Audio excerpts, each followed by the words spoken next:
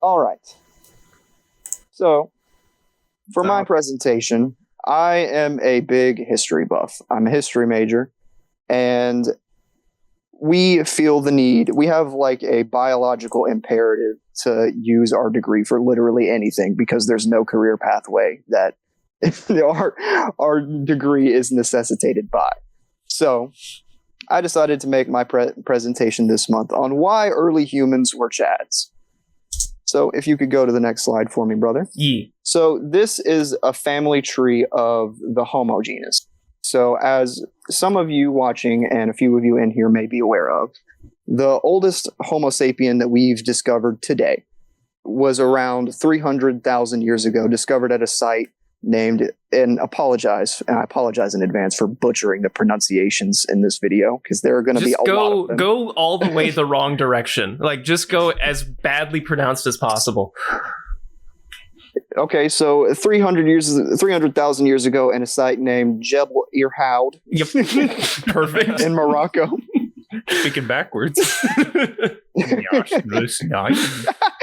Did you just speak enchanting table? Bing chilling. So the Homo sapien species shared Earth with a few other species during our evolutionary history. We shared a common ancestor with two species known as Homo neanderthalis, which are Neanderthals as we know them, and a species called Denisovans. These were a people group that were smaller in stature than Homo sapiens, so they were slightly smaller in size, and they were primarily located in Central and Eastern Asia. And as we began tool usage about 3.5 million years ago with Australopithecus afarensis, that was when you start to seriously notice an increase in intellectual capacity among members of the Homo genus. And just for a few more tidbits, Homo erectus was the first member of our genus to be discovered to have drawn and made art. So they displayed some abstract thought. And a few common misconceptions about early Homo species that I felt the need to address, that I hear very often, that I feel like need to be clarified. So it is completely and categorically false that Neanderthals were less intelligent than humans. There is precisely zero fossil evidence that leads scientists to believe that Neanderthals were any less intelligent than Homo sapiens. Well, we fucking killed them. You know, I was gonna say they lost. That's they lost. That's the thing, though, is that they didn't lose. Is murder really the bar that you want to set? They also didn't they crossbreed with Homo sapiens? Yes. So just a European or people of European ancestry, on average, share about 2% Neanderthal DNA. Yep. So that means that Neanderthals didn't go extinct. They interbred with humans, and their population eventually dwindled out until they eventually died off in a sense, but they didn't actually die off because, as I said, people of European descent, on average, have a certain percentage of Neanderthal DNA. So that is evidence of, at some point, your great-great-grandpa or great-great-great-grandma got it on with a Neanderthal. Question for the What's professor. Up? Why did they, of all the names they could have picked, why Homo erectus? So there actually is, that is a very sus name, but there is actually a very scientific reason, because that was also the first purely bipedal member of the Homo genus. So before that, members of Homo. You're gonna get us fucking No, but prior to that, our ancestors walked on their knuckles as well as their feet. So that's what's called as knuckle walking, and that's what chimpanzees and gorillas do today. We used to do that, but we evolved to be bipedal in order to walk and run further. So that's where the name Erectus comes from. There was for sure some like genetic scientist who was just, he had one too many beers and he came into the lab. He was like, all right, we need a name for the human genome. Homo erectus. And his buddy was like, wait, why? And the scientist just like, he looks around really quick and he says, because we walk erectly. My pee hard. Yeah, there's someone who's much more intelligent than myself could give you a very thorough explanation about binomial nomenclature, but I ain't got shit for you. That shit gay. I think technically it has something to do with Latin. This for Homo. Yeah. Yeah. Well, They always take up. the genus and the species name from something in Latin. Either the animal's name itself, like lions and shit, their scientific name comes from literally their names in Latin. Lions To be and fair, shit. though, like also for gorillas, though, it's the exact opposite. Gorillas, like, so there's some species for gorillas, so they have 3 names. My favorite is gorilla. Yes, that is true. That is actually a scientific name for a species of gorilla. I think it's the eastern lowland. I could be completely fucking wrong though. The triple gorilla. To be fair, it's either eastern or western. I think there's only 2. Yeah, there's only like 2 or Maybe 3, three so I was about a coin flip. That gorilla is- But gorilla is so consistent. there have been also recorded examples of, to get back to the point of humans being more empathetic in our early developmental stages than most people realize. That there's also anthropological, evidence of humans having broken bones that then eventually mended, that healed before their death. So they're discovered at their resting place with broken bones that have mended. So that tells scientists and researchers that they're, as I said, at one point a bone broke in their life and then eventually healed. Implying like they could have the medical technology, quote unquote, to wrap it up or keep it set straight so it would heal right. Yeah, they had the understanding that they needed to do something to mitigate the damage done. And they also had the capacity to understand that this person is not going to be able to do their usual hunter-gatherer lifestyle. So they needed someone in their village, tribe, whatever, to help take care of them. There's also evidence of the oldest elderly human to ever be discovered, or the oldest member of the Homo genus, I should say, sorry. They were a member of Homo heidelbergensis. That's the species they were a part of, which is actually believed to be the common ancestor between Denisovans, Neanderthals, and humans. So essentially, all this points to the fact that the empathy and human emotions such as that are not a new thing. These have always existed for as long as we've been sentient. So if you could go to the next slide for me. I got you. Well, actually, so let me preface this by saying that not only did they have the capacity for emotions that we do, they also had to contend with crazy megafauna that we don't even remotely have a comparison for today. And that's what my presentation is on. So, an example of birds today, and I chose to be generous with I wanted to be a non-biased teacher. So I'm giving examples of animals that are dangerous, can cause harm to humans, and then their roided up cousins that existed during the Stone Age. So the first example of a bird we have today is the cassowary.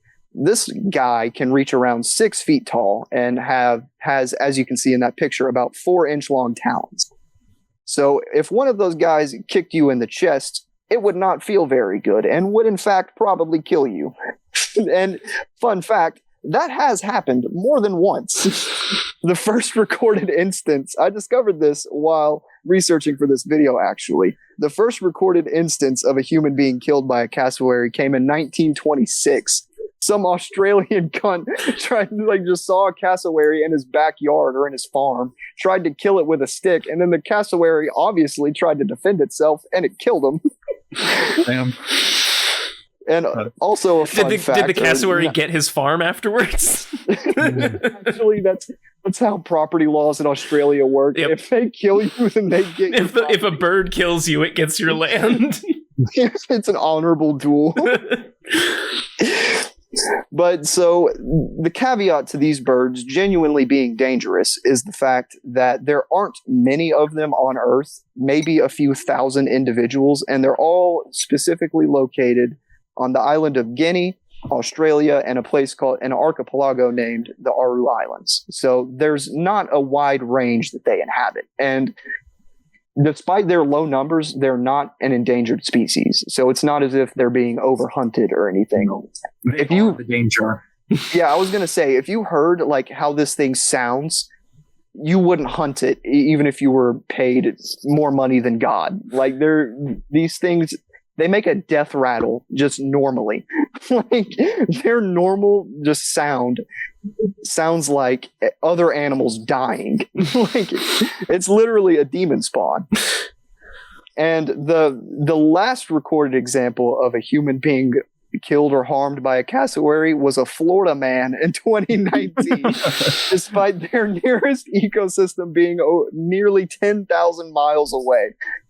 And he was a farmer, so he didn't like farm cassowaries. He just had one of these things as a fucking pet. And if you can put a video of this thing's like cry and post to show people just how insane these things sound and how insane this person is for having one, like, you know, it's kind of like natural selection at that point. Oh, like, Frank, you want to come over see my pet snake? Nah, man, you got to see my pet demon pterodactyl.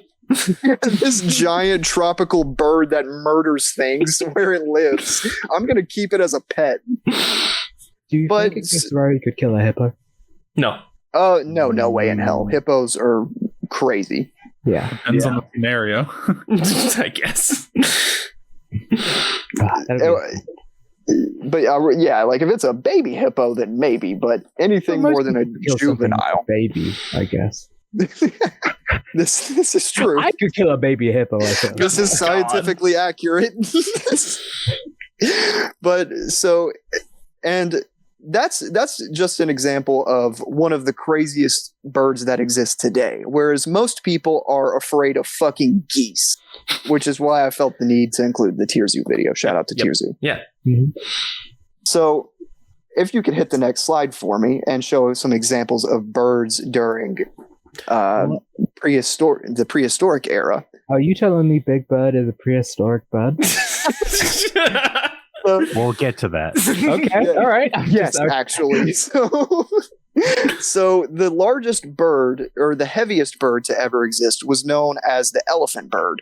And while it could grow to over 10 feet tall, the most impressive thing about it is its weight. It could grow to around 700 to over 1,100 pounds, or 350 to 500 kilograms for our communist friends out there. And the moa bird was the tallest bird to ever live, which was around 12 feet or 3.7 meters. Now, that picture in the top right may be confusing you. That is not a prop from Sesame Street.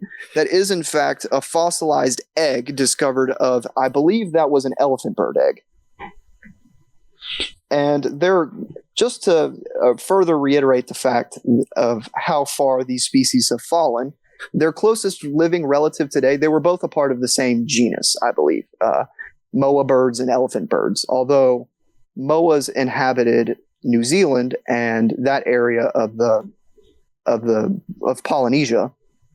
The elephant birds sorry, go ahead. I was going to say, I thought moas lived on Reach. Wow. What a deep hole. Good joke. But well, they don't anymore. They all died. I don't think anyone lives on Reach anymore. Yeah. But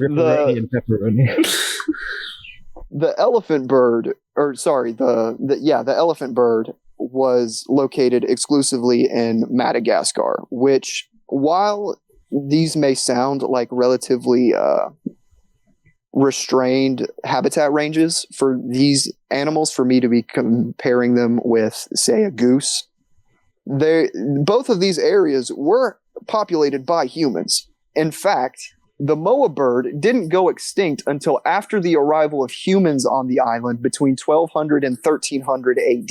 What? So, yes, both of these species of bird existed alongside humans and were, in fact, hunted by humans. because big chicken equals a lot of food for village. Big chicken. Could you imagine if we had domesticated these fuckers instead of normal chickens? Well, fun fact. Chicken. I may have mentioned this, and I have this in the slide here, but their closest living genetic relative today is the kiwi, which is about 6 to 8 centimeters tall and lives in New Zealand. It's basically the joke of the bird world. It's flightless, it's tiny, it can't do much besides exist. It's just kind of there. It's fine. But so I felt to not only elaborate on just birds, but I felt the need to go through all sorts of different animal kingdoms, as it were. So if you could hit the next slide for me. These are some examples of reptiles today. And as I said, I'm being generous with my examples. So the Komodo dragon Pope turtle. The Komodo dragon is the largest living lizard today. It grows to around 3 meters or 10 feet long and weighs around 200 pounds or 91 kilograms roughly. They are in fact venomous. That it is not true that it's the bacteria. That's part of it. But for the most part, what causes animals to die as a result of, besides being eaten from their bite, is of the venom that they can produce. It has hemophiliac properties, so it can prevent your blood from clotting and can induce a shock reaction. So they very much do have venom. However, they are exclusively relegated to a handful of small islands in Indonesia. The way that Komodo dragons hunt is so fucking scary to me, because they'll just wait for something to pass by and they'll bite it once, and then they will just slowly, like fucking Jason Voorhees, walk after their prey while it slowly succumbs to the venom. Oh, and by the way, a fun fact about Komodo dragons actually is that their sense of smell is so crazy and their range is so small that if they bite you, they can smell you no matter where you go on the island. So it's literally, if you get bit by a Komodo dragon, your only course of action is fucking leave. There is no running away from these things. They will find you and they will kill you. Man, before this meeting, I was not afraid of Komodo dragons. They can fucking mark you for death. They're pretty freaky fucking animals. But if this has you scared, then just wait till you see the example of a prehistoric Komodo dragon on the next slide. If you could go to it for me. That would be Megalania prisia, which is the largest lizard specifically, not the largest reptile, because that would go to several species of dinosaur, depending on your definition of dinosaur. But point being that Megalania prisia, again, lived a lot. Now, I should say, it is presumed that they lived alongside humans because, admittedly, they were going extinct as Aboriginal Australians arrived to the continent. However, due to anthropological evidence, it's believed that, that Aboriginals arrived in Australia roughly 60 to 50,000 years ago, somewhere in that range. Megalania didn't go extinct until about 50 to 40,000 years ago. That's when the most recent fossils have been dated to. So it is entirely possible, and in fact likely, that Aboriginal humans lived alongside a 11.5 to 23 foot long lizard, or 3.5 to 7 meters, that could weigh more than 4,000 pounds or 1,800 kilograms. And if all of that wasn't crazy enough, they were also venomous. Fucking why? Why is everything got venom? Why don't we have venom? Australia is literally Caelid, and it is antithetical to human life. Humans should not live there. It looks like the skeleton, at least, looks like a jacked alligator. Like if an alligator had real legs and could chase you down. Yeah. These things made Nile crocodiles look small. These things, as I said, could grow up to 23 feet or 7 meters long. And I have a little diagram, but I don't feel as though this fully conveys. I may need to go through and post and send you a few pictures of how fucking massive these things were. Because I don't know if I'm conveying it effectively enough through words. just how large these fucking lizards were. I just want to throw out that most alligators and crocodiles actually are really fast on land, and some can go up to like 35 miles per hour. Uh-huh. So alligators and crocodiles also aren't slow on land. Call me when they're twice their normal size. Yeah, and yeah, that's what I was going to mention. The largest alligator or crocodile ever discovered, I think, was around 13 to 15 feet long. So this thing could grow realistically 10 feet, almost 10 feet larger than the largest Nile crocodile ever discovered. And it could hunt you on land. Yes, these things could run up to 15 miles an hour, by the way. So unless you're relatively in shape, this thing's going to chase you down, too. So, can they jump, though, and climb trees? Well, can you? They are. Well, I was going to say they are like 20 feet long, so they could probably just stand on their hind legs and prop themselves up. While you're busy trying to clamber up a tree, it just stands up and bites you. I imagine it'll just bite the tree and just flip it over. And they are closely related to Komodo dragons. Komodo dragons are their closest living relative, so it's presumed that they probably had similar hunting tactics, meaning, as Skipty said, they would bite you once and then just wait for you to die. That's how fucking insane these things are. But, so, that's it that's the craziest example of a reptile that I have. Now, for the next section, for our most popular class of animals, mammals, I felt compelled to give a few examples of just absolutely insane animals that, again, all of these lived alongside human populations. The only questionable one I have to that fact is the Megalania priscia, the giant fucking lizard. But, so, the largest monkey to ever live is on the next slide. That is Gigantopithecus blackie, which was a cousin of a modern day orangutans. Wait, Blackie. I was going to say, God. Some of the scientists had Yeah. I'm not going to make any comments on that very sus name. Just most people call it Gigantopithecus. So for sake of video, giant motherfucker, it's not red fur. Big monkey. Now, in this, by the way, this was the inspiration for the giant monkey from the modern Jungle Book, and I think the old Jungle Book as well. I don't know why I thought you were going to say Sekiro there. The monkey from Sekiro. I fought this motherfucker so many times. When I took this motherfucker's head off, I thought it was over, but he had a centipede inside of him. It was crazy. Yeah, he was the inspiration for the hit game. Shadows die twice, because I died every time to this boss. But so, orangutans admittedly aren't very threatening creatures. The animal on our next slide is something that most people would reasonably be afraid of: bears.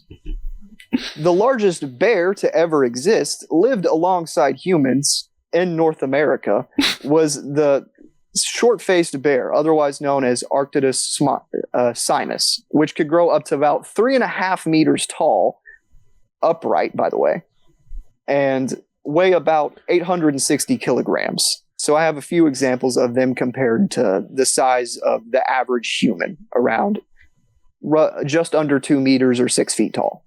So these things, standing on all 4 feet, were taller at the shoulder than your average height human. And again, lived alongside humans in North America. In fact, this is another example of humans, quite possibly, and it is believed by most anthropologists and most people in the scientific community, that humans were the main factor in their extinction. Good. The end of the last ice age was a big part of it, and I did want to get into that a bit about how how a lot of species in Europe, Eurasia, and North America were.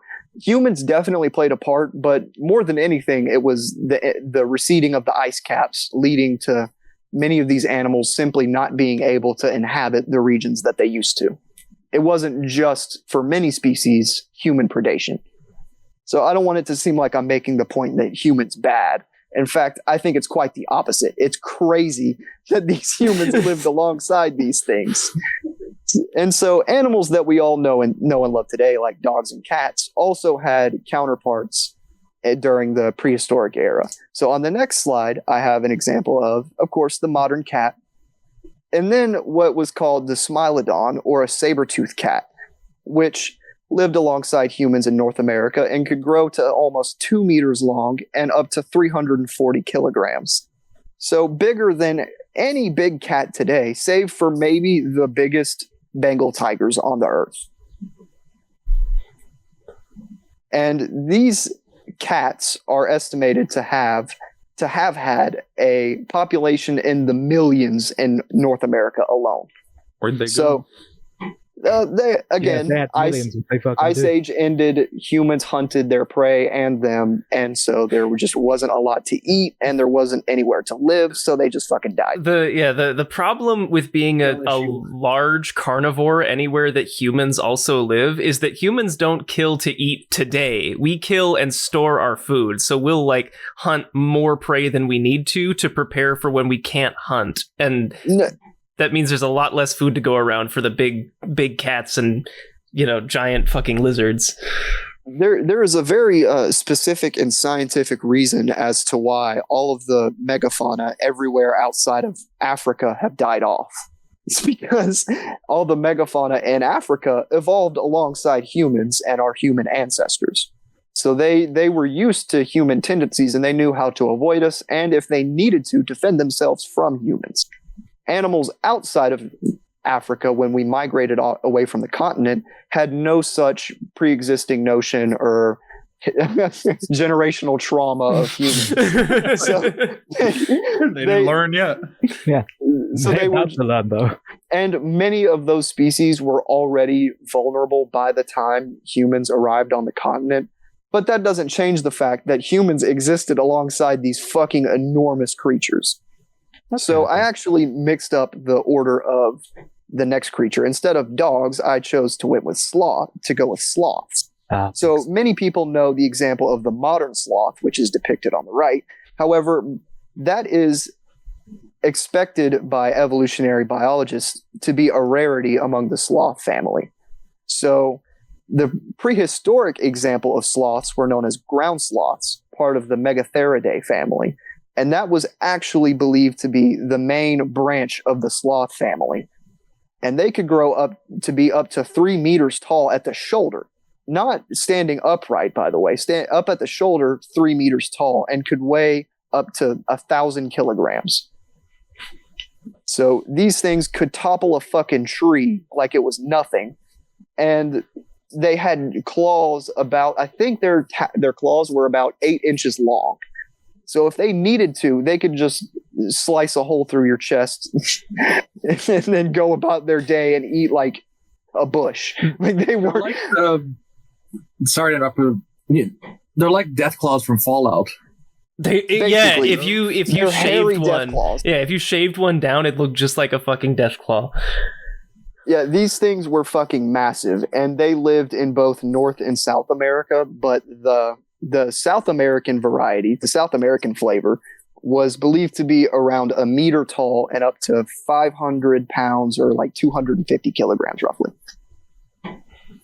So their South American cousins, which it's not clear if they lived alongside humans because we don't know if humans made it that far south before they went extinct.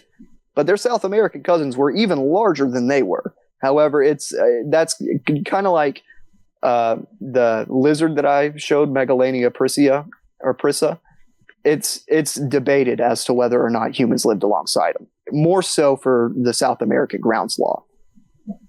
But then an example of canids, the friendly boys as we know and love today, on the next slide.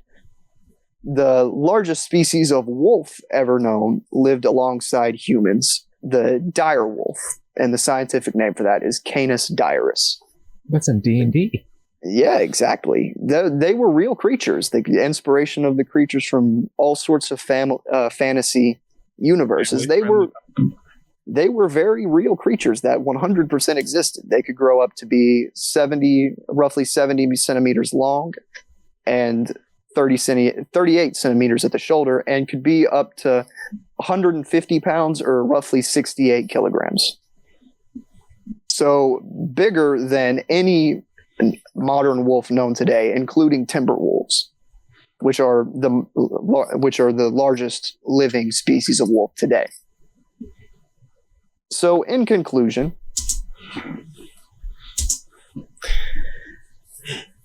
technological advancement does not mean that we are a superior society than any culture that existed previously, and we should in fact return to monkey, in my opinion.